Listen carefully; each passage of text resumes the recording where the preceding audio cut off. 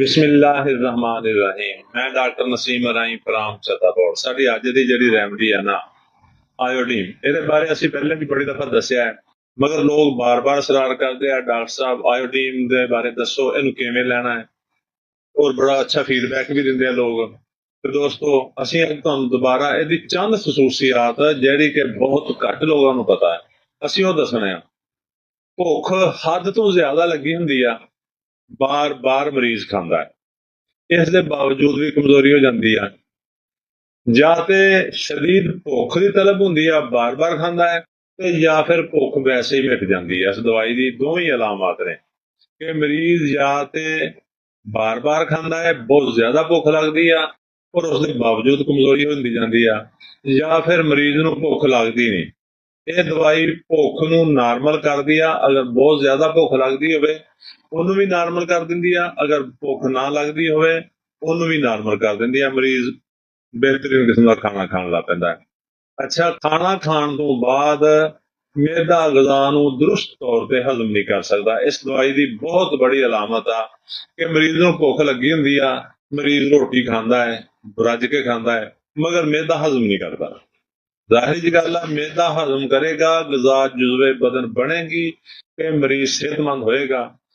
ਉਹ ਜਿਹੜੀ ਗ਼ਜ਼ਾ ਜੁਜ਼ਵੇ ਬਦਨ ਨਹੀਂ ਬਣਦੀ, ਇਸ ਲਈ ਫਿਰ ਮਜ਼ੀਦ ਕਮਜ਼ੋਰੀ ਹੁੰਦੀ ਜਾਂਦੀ ਆ, ਔਰ ਮਰੀਜ਼ ਦਿਨ ਦਿਨ ਕਮਜ਼ੋਰ ਹੁੰਦਾ ਜਾਂਦਾ ਹੈ। ਮਰੀਜ਼ ਕਹਿੰਦਾ ਮੈਂ ਖਾਂਦਾ ਵੀ ਬਹੁਤ ਆ, ਲੇਕਿਨ ਇਸ ਦੇ ਬਾਵਜੂਦ ਵੀ ਕਮਜ਼ੋਰ ਹੁੰਦਾ ਹੈ। ਜਾਂ ਕੁਝ ਮਰੀਜ਼ ਕਹਿੰਦੇ ਆ ਕਿ ਸਾਨੂੰ ਭੁੱਖ ਵੀ ਨਹੀਂ ਲੱਗਦੀ। ਯਾਨੀ ਨਿਜ਼ਾਮੇ ਹਜ਼ਮ ਨੂੰ ਬਿਹਤਰੀਨ ਤਰੀਕੇ ਨਾਲ ਠੀਕ ਕਰਨ ਦੀ ਸਲਾਹੀਅਤ ਰੱਖਦੀ ਆ। ਜਿਹੜੇ ਆਇਓਡੀਨ ਦੇ ਮਰੀਜ਼ ਹੁੰਦੇ ਆ ਉਹਨਾਂ ਨੂੰ ਗਰਮੀ ਹੱਦ ਤੋਂ ਜ਼ਿਆਦਾ ਲੱਗਦੀ ਆ, ਮਗਰ ਸਰਦੀ ਮਹਿਸੂਸ ਨਹੀਂ ਕਰਦੇ। ਜਿਵੇਂ ਅੱਜ ਕੱਲ ਦਾ ਮੌਸਮ ਆ, ਮਰੀਜ਼ ਕਹਿੰਦਾ ਬਹੁਤ ਗਰਮੀ ਲੱਗਦੀ ਆ, ਨਾ ਕਾਬਲੇ ਬਰਦਾਸ਼ਤ ਆ, ਔਰ ਉਹ ਮਰੀਜ਼ ਗਰਮੀ ਦੇ ਵਿੱਚ ਬਾਹਰ ਹੀ ਨਿਕਲ ਸਕਦਾ। ਅੱਛਾ, ਇੱਕ ਜਿਹੜੀ ਸਭ ਤੋਂ ਪਹਿਲੇ ਅਸੀਂ ਅਲਾਮਤ ਪਹਿਲੇ ਦੱਸ ਚੁੱਕੇ ਹਾਂ ਪਹਿਲੀਆਂ ਵੀਡੀਓ ਦੇ ਵਿੱਚ ਕਿ ਇਹ ਦਵਾਈ ਰੰਗ ਨੂੰ ਵੀ ਗੋਰਾ ਕਰਦੀ ਆ।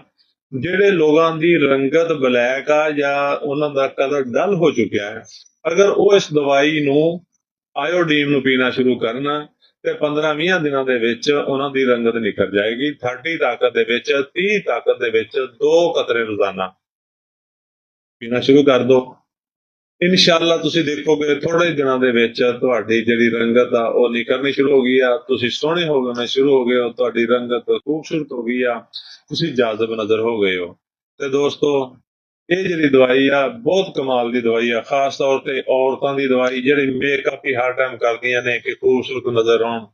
ਅਗਰ ਔਰਤਾਂ ਆਇਓਡੀਨ ਨੂੰ ਇਸਤੇਮਾਲ ਕਰਨ ਲੱਗ ਪੈਣ ਤੇ ਉਹਨਾਂ ਨੂੰ ਮੇਰੇ ਖਿਆਲ ਦੇ ਵਿੱਚ ਕਿਸੇ ਵੀ ਦਵਾਈ ਦੀ ਜ਼ਰੂਰਤ ਕਿਸੇ ਵੀ ਮੇਕਅਪ ਦੀ ਜ਼ਰੂਰਤ ਨਹੀਂ ਰਹਿਣੀ। ਸਿਰਫ ਆਇਓਡੀਨ ਹੀ ਉਹਨਾਂ ਦੀ ਰੰਗਤ ਨੂੰ ਸੋਹਣਾ ਕਰਨ ਲਈ, ਖੂਬਸੂਰਤ ਕਰਨ ਲਈ, ਜਜ਼ਬ ਨਜ਼ਰ ਬਣਾਉਣ ਵਾਸਤੇ ਬਹੁਤ ਆ।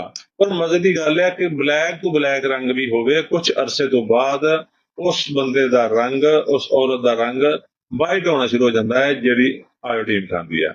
ਸਾਡੀ ਵੀਡੀਓ ਨੂੰ ਲਾਈਕ ਤੇ ਸ਼ੇਅਰ ਕਰਿਆ ਕਰੋ ਤਾਂ ਕਿ ਵੀਡੀਓ ਹੋਰ ਲੋਕਾਂ ਤੱਕ ਪਹੁੰਚੇ ਔਰ ਉਹਨਾਂ ਦਾ ਹੀ ਫਾਇਦਾ ਹੋਵੇ। ਸਾਡੇ ਅਕਾਊਂਟ ਨੂੰ ਫਾਲੋ ਕਰ ਲਓ ਤਾਂ ਕਿ ਤੁਹਾਡਾ ਔਰ ਸਾਡਾ ਰਾਬਤਾ ਰਹੇ। ਸ਼ੁਕਰੀਆ।